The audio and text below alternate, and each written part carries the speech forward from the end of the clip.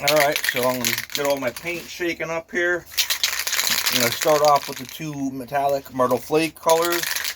I'm just going to shake these up good. Hopefully they'll work because they're older cans, but they've been stored properly. And just quick tech tip, whenever you go to store your can paint after you use it, say you open up a fresh can, start spraying it, it's always a good general idea to help clean the tip for storage. Turn the can upside down and spray it till you see the color stop coming out and just air. That keeps the tip clean and it'll allow the can to be easy sprayed for next time you use it. So, okay, so now I got the multicolor flake clear, which I'm gonna dust on a couple layers of this and keep the can fairly farther away from the body, so it just actually does exactly that, just dusts on the color, and it's not going to put it on too heavy or whatnot. I don't want it to come out all crazy looking.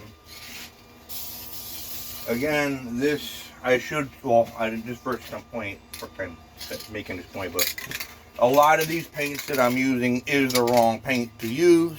However, this is what I got, and I'm sure I go through if I do the process carefully enough and not blow the paint on, I'm gonna be okay.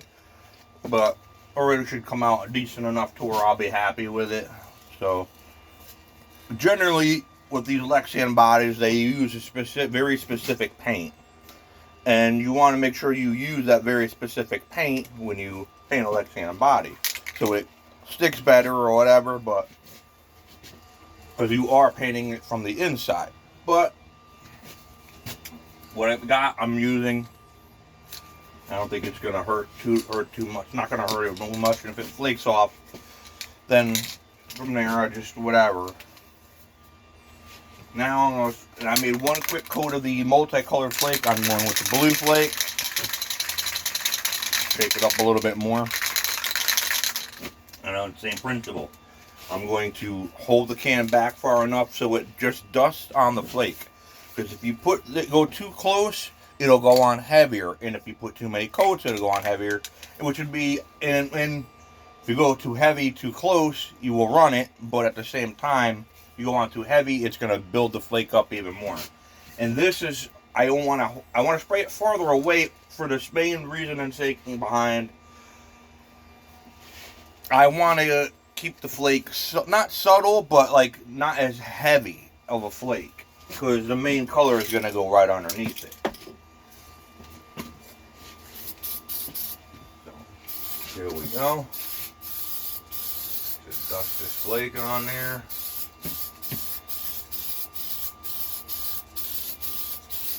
Even patterns.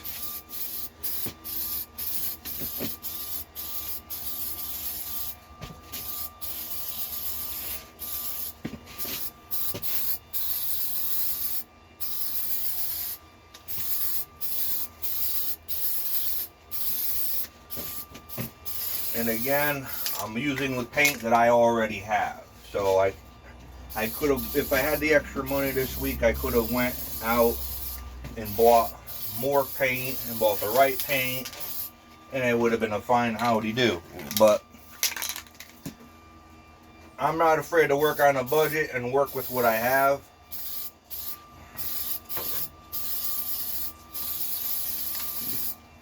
Bam. And now that's that there. That's the first layer. The first layer in one layer is all I'm putting of the blue flake. So that's, you can see it's still transparent and see-through. That's what I want. That way now I can put the actual Tamiya color, which these are more for the hobby and what you want to use. But this is going to go over it, and I'm going to put this now. This is supposedly the right paint from all the hobby shop what they sell.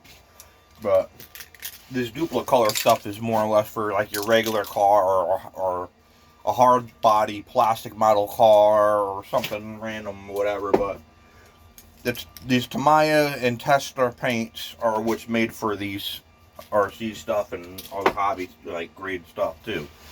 So now I'm gonna let that sit a little bit so that it can cure and dry a little more. You always want to make sure you give your paint the proper flash times and dry times. So I'm gonna let that sit, and once this flash is good, then I'm gonna apply my Testors or Tamiya, I'm sorry, Brilliant Blue paint. And I'll try and put at least 2 good coats of this on top of that.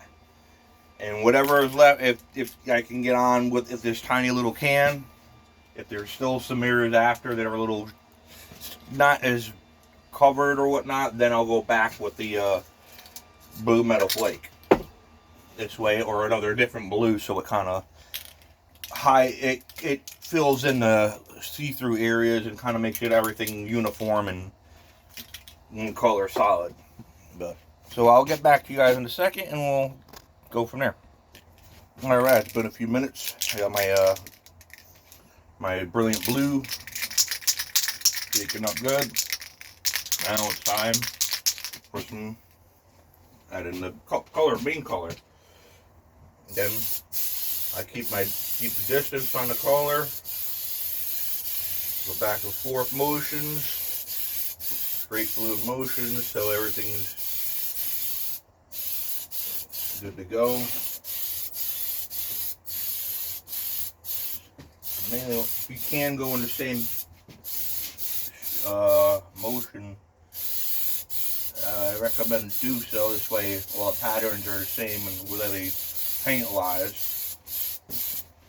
Another thing too with paints, a very important thing to remember is, besides different paints for different plastics, like hard plastics versus Lexan plastic bodies, there's other paint, different types of actual paints. Acrylic paint, there's regular base coat, clear coats. I can't remember off the top of my head right up now that I'm on the spot about the other types of paints, but I know a lot. If you know, and wrote down in the comment section and whatnot. But urethane, acrylic, and there's a couple other. And what I spray at my job at the body shop that I work at is, I believe I remember the exact one, but it's base coat, clear coat, regular 2-stage, sometimes even 3-stage paints, but yeah.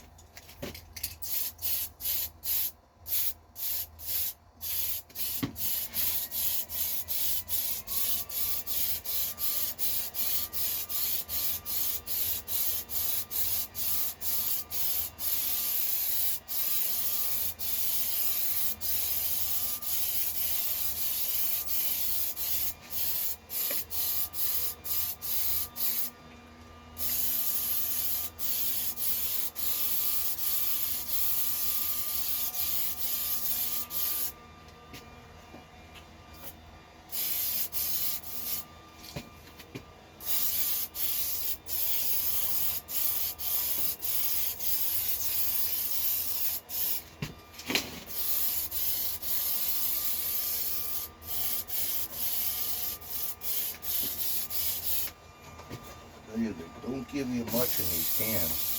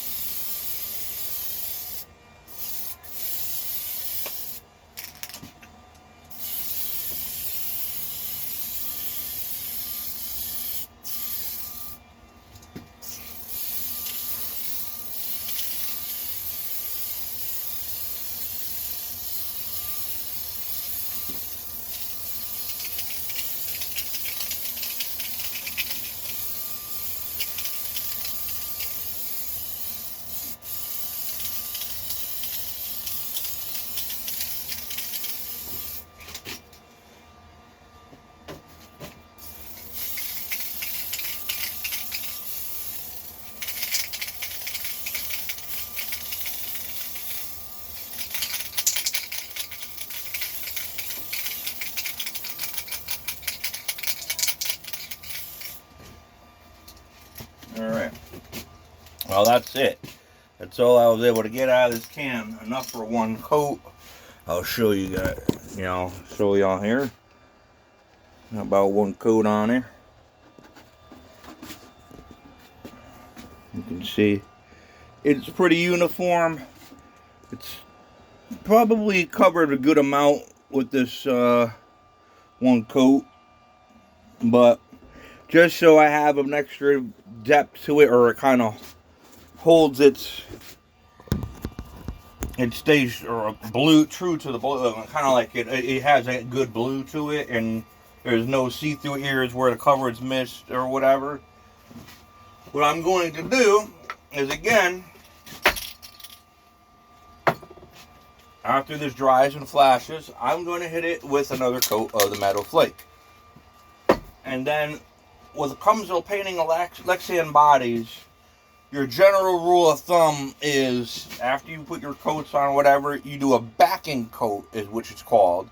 And the backing coat, what that does is it protects all the color from underneath, but it also gives that color that's on top of it depth, or it makes it pop or stand out good, depending on you put a darker color or a lighter color.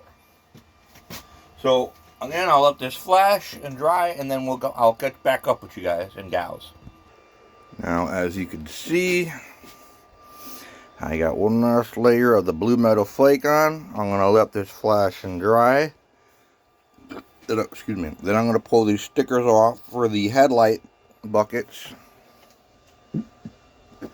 And I'm going to paint them white. Just a quick coat of white on them, just because I don't plan on putting lights in this body or anything, but paint them quick white. And let it dry again.